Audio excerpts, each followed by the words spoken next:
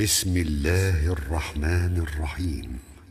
ولا تحسبن الله غافلا عما يعمل الظالمون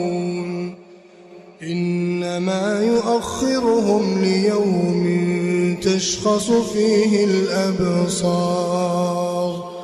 مهطعين مقنعي رؤوسهم لا يرتد إليهم طرفهم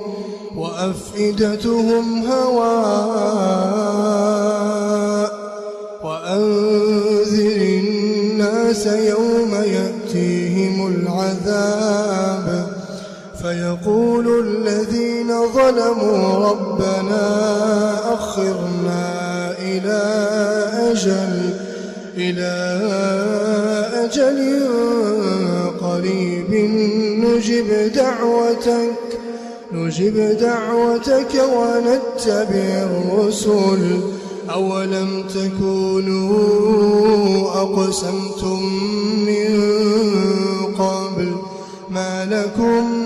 من زوال وسكنتم في مساكن الذين